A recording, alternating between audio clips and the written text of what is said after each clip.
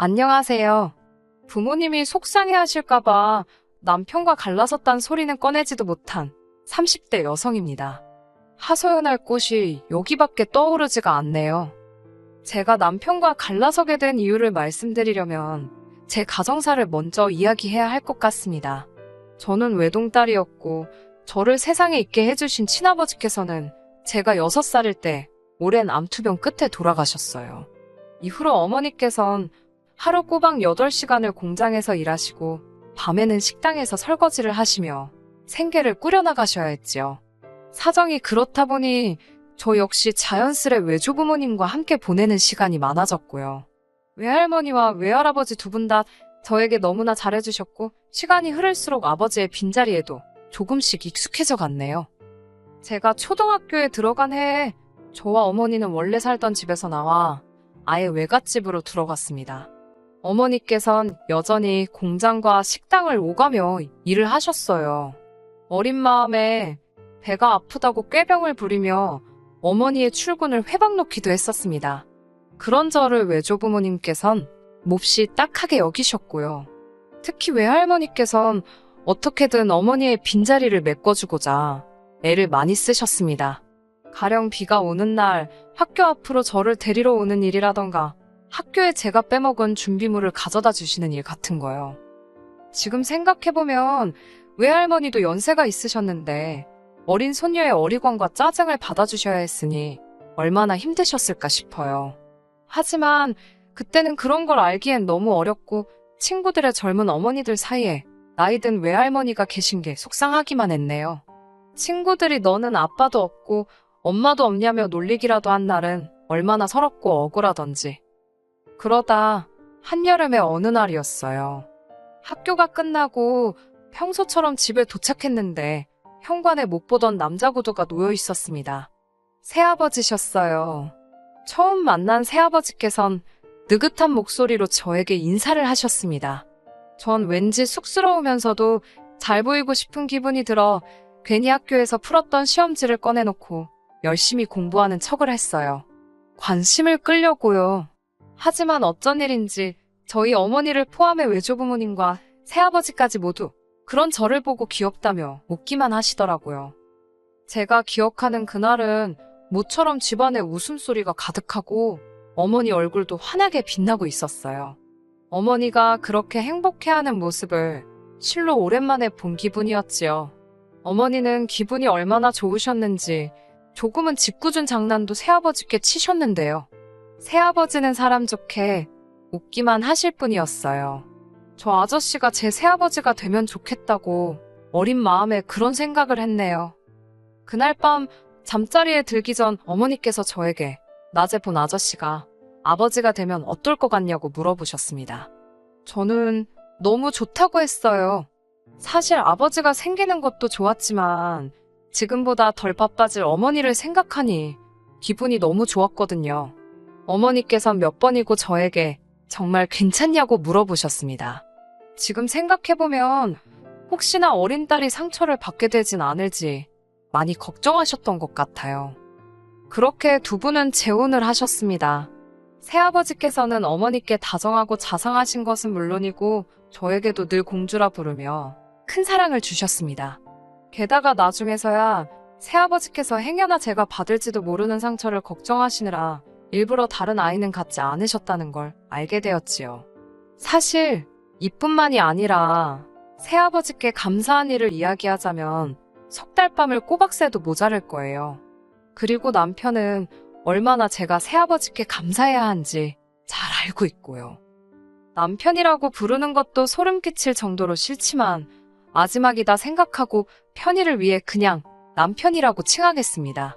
남편과 사귀고 얼마 지나지 않았을 때 남편에게 저희 집의 가족관계에 대해서 이야기를 하게 된 적이 있어요. 그날은 우연히 남편이 제 휴대폰에서 제 가족 사진을 보곤 저더러 어머니도 안 닮고 아버지도 안 닮고 도대체 누굴 닮은 거냐고 묻더라고요. 사실 전 돌아가신 친아버지와 판박이라고 해도 될 만큼 정말 많이 닮았거든요.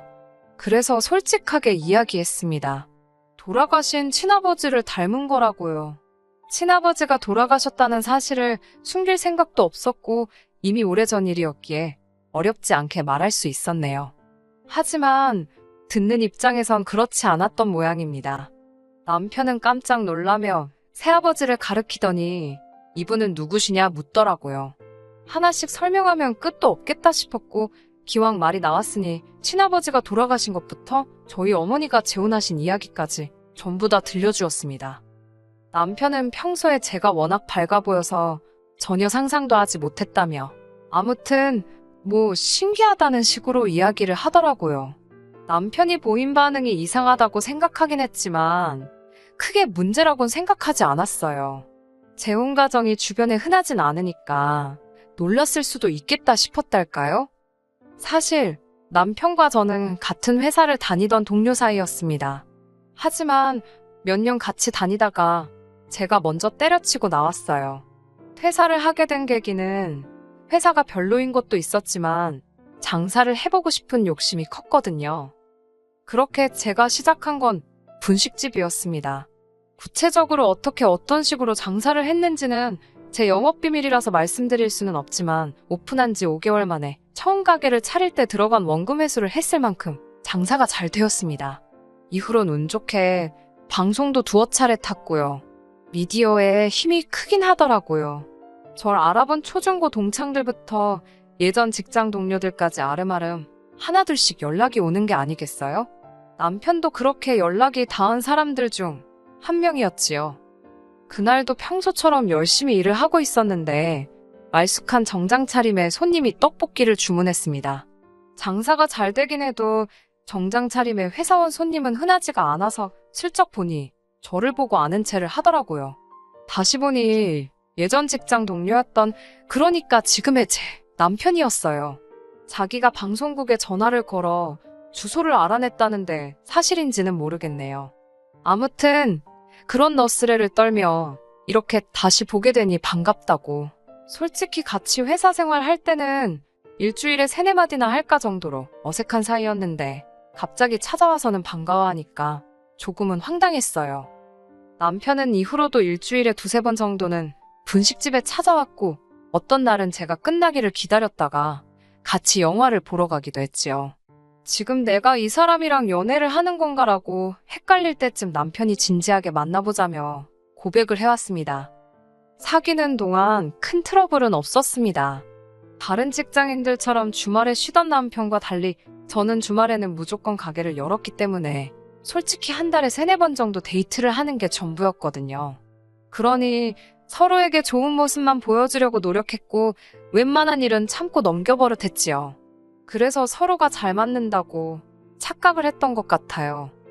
사귄 지 1년쯤 되었을 때 본격적으로 결혼 이야기가 오가기 시작했습니다. 그리고 그때 생각지도 못한 이야기를 듣게 되었네요.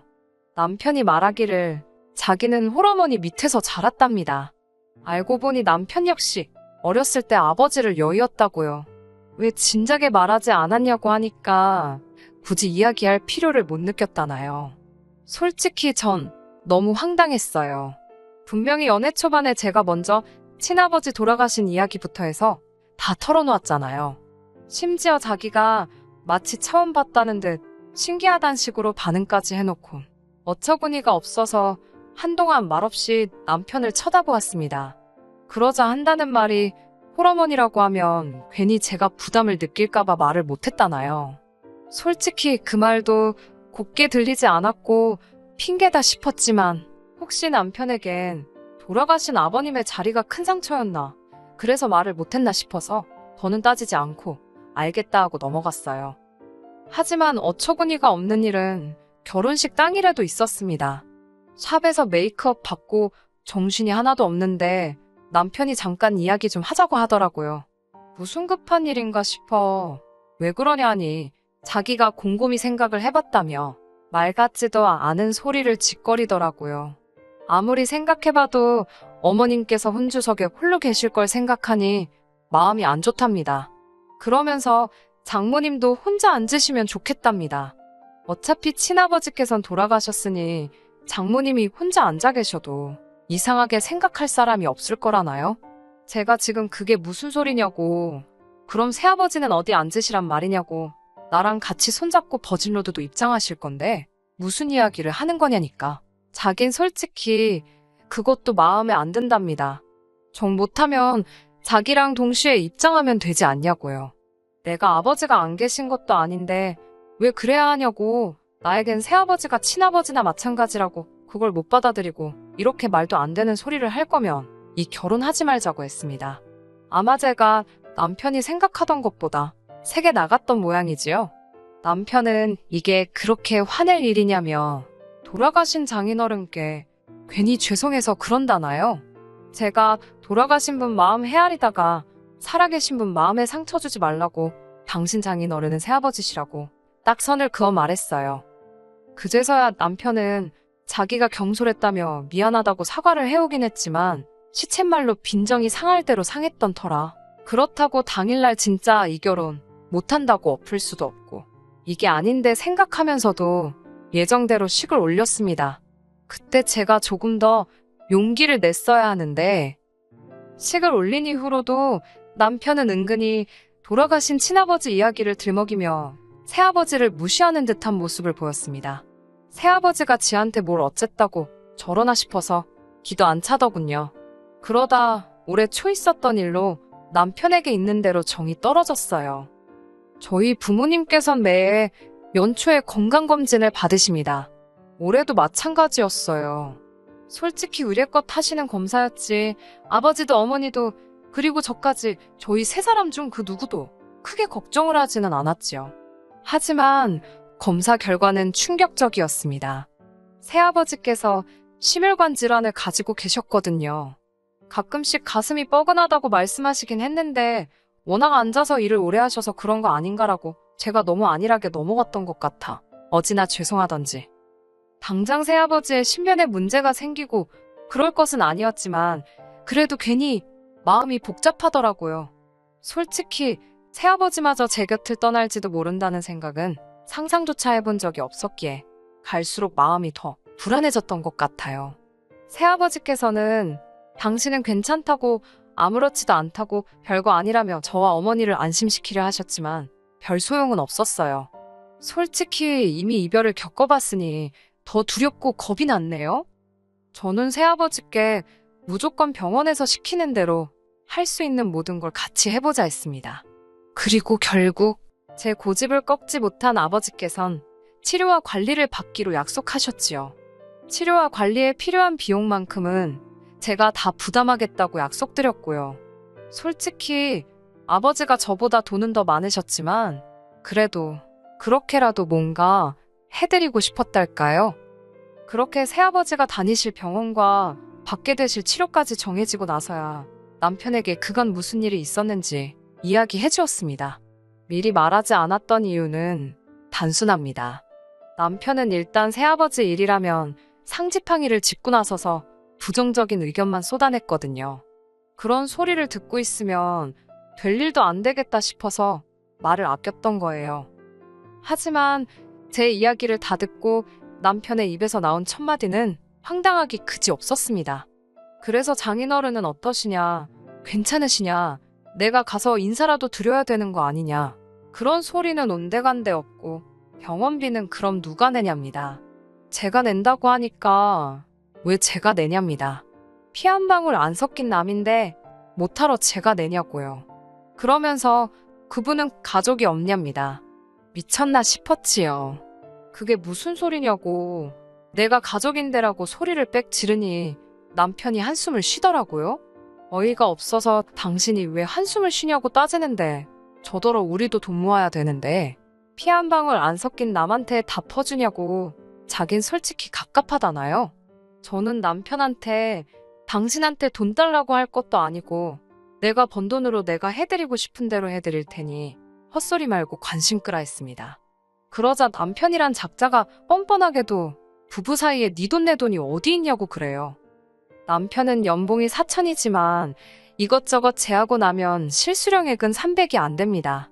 반면에 저는 계절이나 월에 따라 차이는 있지만 한 달에 500은 나와요. 결혼할 때 남편이 들고 온 돈도 저보다 적어서 각자 150씩 내놓고 생활합니다. 시댁 같은 경우 남편이 도와드리지 않으면 솔직히 어머님 생활이 어려워요. 제가 그거에 관여하기 시작하면 남편도 어머님도 얼마나 불편하겠어요? 그래서 반반 생활비하고 나머지는 알아서 관리하게 된 거예요. 사실 바보 같다는 소리를 들을 수도 있지만 그래도 부부라는 생각에 저는 그동안 제가 얼마 버는지, 제가 얼마나 모았는지 남편에게 어느 정도는 오픈을 하고 있었습니다. 반면에 남편은 절대로 말해주지 않더라고요. 자존심 때문이겠거니 하고 따로 묻지도 않았어요. 그런데 이제 와서 보아하니 남편은 지 돈도 지 돈, 제 돈도 마치 자기 돈이다. 우리 공동재산이다 생각하고 있었나 봅니다. 공동재산이라 제가 원한다면 그렇게 쓸 수도 있었겠지요.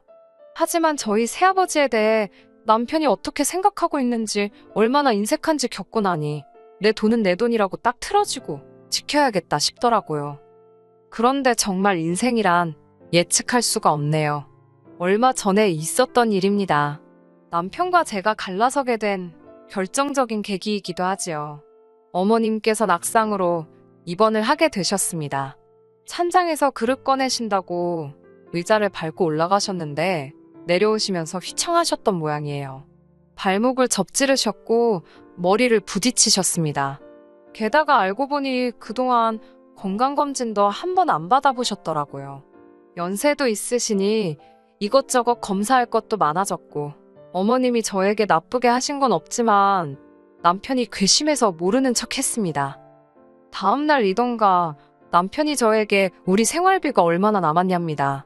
생활비는 왜 묻냐고 하니까 어머님 병원비 내드려야 할 것 아니냐고 그래요. 제가 어이가 없어서 그걸 왜 생활비에서 내냐고 따졌어요.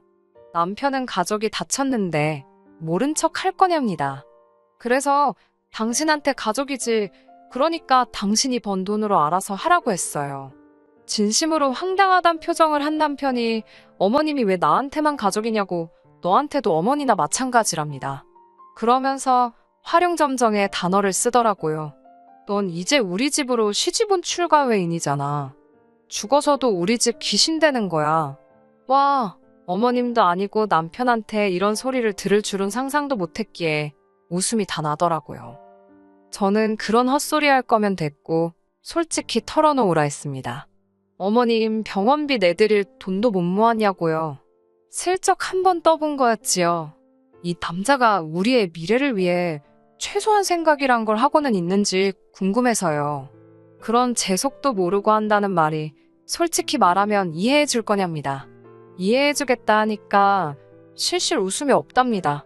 공동 생활비 내고 제 용돈 좀 하고 어머님 한 달에 70만 원씩 드렸더니 남는 게 없더래요. 그러면서 일단 어머님 병원비 좀 저더러 내랍니다. 그리고 이참에 자기는 공동생활비 내는 것 좀 깎아달래요. 뻔뻔한 남편의 말에 저도 진짜 화가 머리끝까지 나더라고요. 제가 남편에게 내가 너랑 결혼을 한 거지 너를 키워준다고 했냐고 따졌습니다.